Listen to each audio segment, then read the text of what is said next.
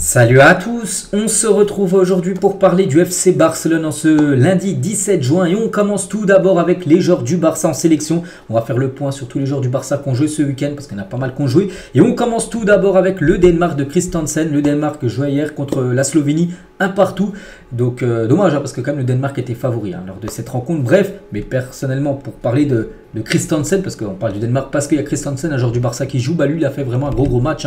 89 passes réussies sur 89 tentés. 100% de passes réussies. Il a touché en tout 99 ballons, 5 duels remportés sur 6 tentés, 2 tirs, 2 interceptions et 4 dégagements. Donc vraiment match complet, on peut dire, de Christensen lors de cette rencontre hier. Donc on est content bien sûr pour le défenseur du Barça. Un autre match où il aurait dû avoir deux joueurs du Barça qui allaient s'affronter. Donc De Jong contre Lewandowski lors de ce Pologne-Pays-Bas. Donc De Jong, du coup, forfait du côté des Pays-Bas. Et Pologne, donc Lewandowski, pas forfait, mais il n'a pas joué Lewandowski. Donc Lewandowski n'a pas joué pour la Pologne parce qu'il s'était blessé lors du dernier match. Et du coup, son équipe s'est inclinée 2-1. Donc voilà, bon, il reste encore 2 matchs.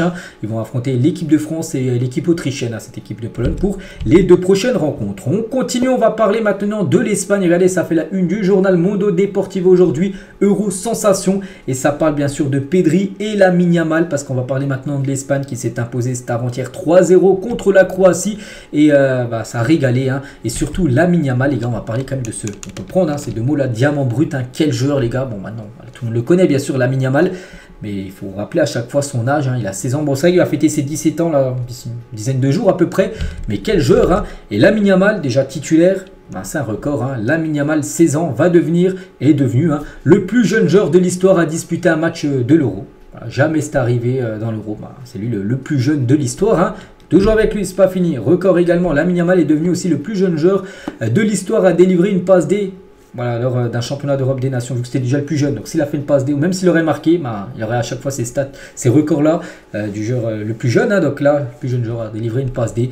Donc voilà, décisif, Lamine Yamal. Donc déjà bon dans ce qu'il sait faire, c'est percuter, mettre la misère dans la défense adverse. Il l'a très bien fait, en plus décisif avec une passe décisive. Donc que dire de ce joueur? Allez, Vardiol, les gars, un défenseur connu quand même, défenseur de Manchester City, très bon défenseur, mais vraiment il a pris l'eau. Lamine Yamal, les gars, il lui a fait beaucoup de mal sur son couloir droit. Et Lamine Yamal, ce qui est fou les gars, c'est qu'actuellement, il a 16 ans, il va fêter ses 17 ans d'ici quelques jours, il n'aura que, entre guillemets, 38 ans lors du mondial 2046, on est en 2024, donc dans 22 ans les gars, il n'aura que 38 ans et on pense qu'il pourra, et il sera peut-être encore footballeur, surtout quand on voit maintenant les joueurs jouer encore, très longtemps avec l'hygiène de vie, ils peuvent jouer vraiment peut-être jusqu'à 38 voire 40 ans des fois, donc on se dit peut-être qu'il sera là à la Coupe du Monde 2046, regardez tous les tournois qu'il va participer, si à chaque fois l'Espagne bien sûr se qualifie, il y a des chances, donc on va profiter, on va se régaler avec Lamine Yamal pendant encore au moins une vingtaine d'années facilement. Et Lamine Yamal, comme je dis, décisif avec une passe D. Donc en tout, c'est 470 minutes jouées du côté de l'Espagne pour 2 buts et 4 passes D. Oui, les stats sont quand même pas mal, surtout pour un joueur de 16 ans. Et Fabien Ruiz, qui a fait un gros match, Fabien Ruiz, sur Lamine Yamal, il a dit c'est incroyable ce qu'il arrive à faire. On est très content de l'avoir avec nous, ce joueur. Et pour Fernando Llorente, donc lui il y va fort, Lamine Yamal fait mieux que Messi au même âge, peut-être, c'est vrai. Même Messi n'était pas à son niveau à cet âge, il fait des choses extraordinaires et il ne peut être comparé à personne, parce que Léo Messi, on sait bien sûr la carrière exceptionnelle, mais à 16 ans, si tu compares les deux, Lamine Yamal il fait des choses encore plus fortes que Messi, ce qu'il faisait à 16 ans. Voilà, donc est-ce qu'il fera la même carrière que Messi? C'est pas déjà rien que faire la même carrière que Messi, les gars, ce serait exceptionnel. Même faire un tout petit peu moins que la carrière de Messi, ce serait aussi exceptionnel au vu de la carrière bien sûr de Léo Messi. Mais vraiment, il peut faire bien sûr une carrière à la Léo Messi. Lamine Yamal, quand on voit le talent qu'il a quand même à seulement 16 ans, c'est quand même incroyable. Regardez, il y a des similitudes. Le 19 dans le dos, Messi l'avait à l'époque quand il était tout jeune du côté de l'Argentine. Et Messi, Lamine Yamal, la même chose du côté de l'Espagne. Et Lamine Yamal, il a dit à la fin du match, on a bien joué avec beaucoup de confiance, nous avons une équipe efficace et nous pouvons montrer le travail que nous faisons depuis des mois. Il a parlé aussi de Carvajal, c'est lui qui a fait la passe D pour le but de Carvajal. Ça a été connexion Barça-Real, pourtant c'est des clubs rivaux on peut dire, mais là c'était connexion pour marquer un but contre la Croatie. Carvajal est très heureux, il est d'une forme incroyable. Toujours avec Lamine Yamal, nous voulions bien jouer entre les lignes, tout ce que j'ai à faire pour l'équipe je le ferai, bien sûr. Et le journal Sport, ils ont mis un petit article sur Lamine Yamal. Lamine est sans aucun doute le plus grand talent que l'Espagne aura sur le terrain et le joueur le plus remarquable de toute l'équipe, donc dans le futur, peut-être dans 20 ans, on dira que c'est peut-être le plus grand joueur d'Espagne. Bon, pour l'instant, on est encore peut pas encore dire ça, mais quand on voit déjà ce qu'il fait, il peut peut-être avoir ce statut-là dans le futur, bien évidemment. Lamine Yamal, si bien évidemment aussi les blessures, parce que c'est une longue carrière, les blessures le mettent de côté, parce qu'on sait qu'il y a des grands joueurs, des cracks comme ça, puis après qu'on vu leur carrière un peu gâchée à cause des blessures, ce qu'on ne veut pas du tout, bien sûr, pour ce jeune, bien sûr, talent qui est Lamine Yamal. Et Lamine Yamal, il a délivré quand même 3 passes D lors de ses 2 derniers matchs avec l'équipe nationale espagnole. C'était 2 passes D, je ne sais plus contre qui l'adversaire. L'Irlande du Nord, je crois que c'était leur dernier match amical. Puis là, la passe D est réalisée, bien sûr, contre la Croatie ce week-end. Et Carvajal qui a sur Lamine Yamal. Donc Lamine a été très bon, car à plusieurs reprises, il a pris le dessus sur Vardiol. Les 2 ailiers ont été très bons. Nous sommes très heureux parce que nous avons joué un très bon match et qui nous place presque en 8e de finale, c'est vrai. Bon, même s'il reste encore 2 matchs, mais même si tu perds les 2 derniers matchs, il y a toujours le meilleur 3e qui passe. Quand on voit par exemple la Côte d'Ivoire, les gars, lors de la CAN, ils avaient gagné un match, perdu 2 sur les matchs de poule. Ils ont fini quand même parmi les meilleurs 3e. Donc c'est pour ça qu'il y a des chances comme de voir l'Espagne avec un 3-0 goal average. Ce serait une catastrophe de ne pas les voir en 8e de finale. Il reste comme 2 gros matchs. Il reste l'Italie et l'Albanie pour l'Espagne au programme.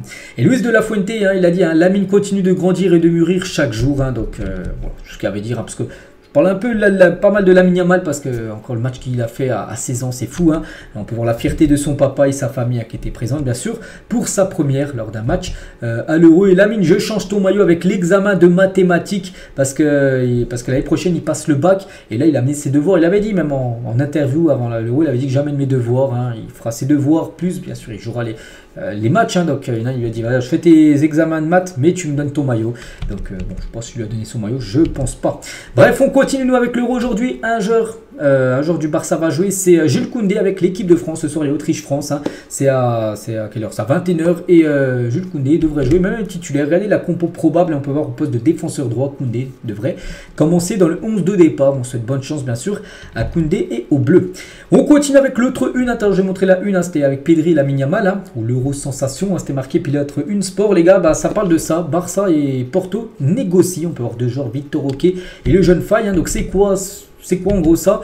Donc le Barça négocie avec Porto un prêt pour Victor Roque et la vente de Mika Faye avec une option de rachat étant ouvert à des offres d'au moins 15 millions d'euros pour Faye. Donc vous avez compris. Donc Victor Roque pourrait potentiellement partir en prêt à Porto et Faye pourrait être vendu à Porto mais avec une option de rachat. C'est-à-dire que si le Barça dans un an veut le racheter, ils le reviennent.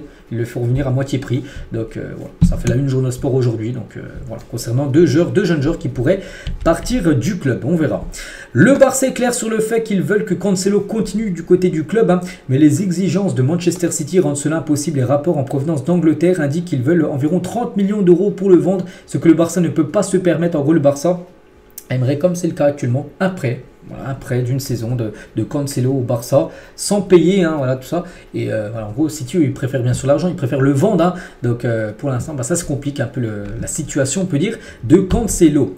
Concernant Sergi Roberto, en fin de contrat dans 13 jours, on est le 17.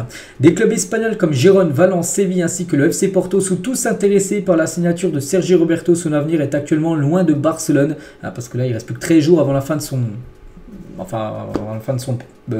contrat, puis il n'y a pas de rumeur voilà, par rapport à une prolongation, tout ça, ça sent le départ de Sergi Roberto. Concernant Araujo, considéré comme un joueur clé, seulement une offre colossale pourrait changer les choses, d'après Fabrizio Romano. Et on apprend aujourd'hui, les gars, d'après Mondo Deportivo, que le Bayern, c'était en janvier dernier, les 2 offres qu'ils avaient fait au Barça, on les connaît. Donc le Bayern avait fait une offre de 70 millions d'euros plus 20 millions de bonus, ce qui fait 90, c'est la même chose. Après, ils ont amélioré, donc 80 fixes et 10 millions de bonus, ce qui faisait aussi la même somme. Et quand c'est du fixe, comme ça, c'est sûr, c'est dans la poche que les bonus, des fois, sont pas...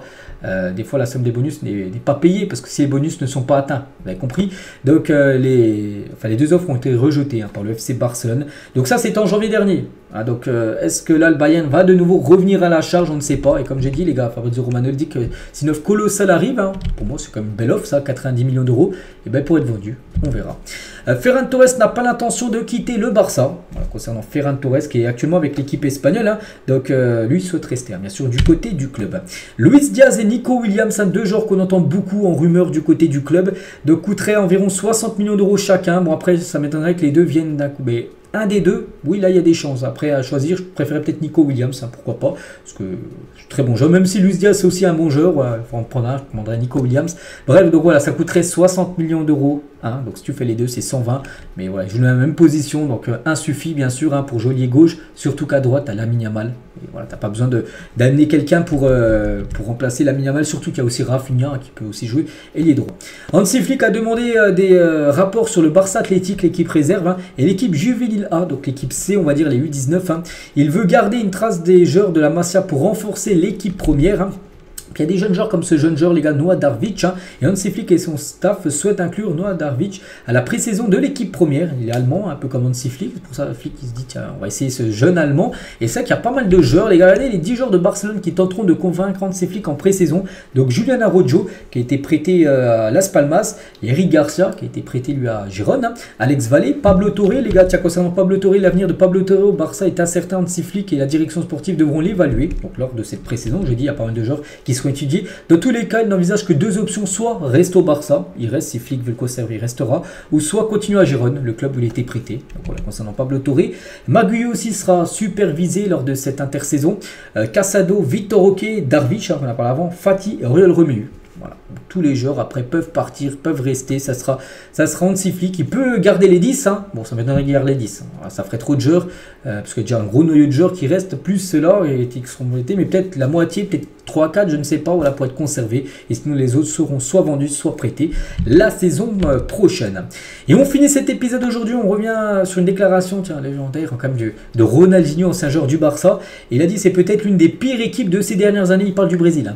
Hein. Je ne regarderai aucun match de la Copa América, je ne célébrerai aucune victoire. Voilà, c'est lui qui a mis ça sur son compte Instagram, Ronaldinho. Hein, ça a beaucoup fait parler parce que c'est une légende du Brésil. Il a dit qu'en gros, vu que le niveau médiocre du Brésil, il ne veut regarder aucun match de la Copa América.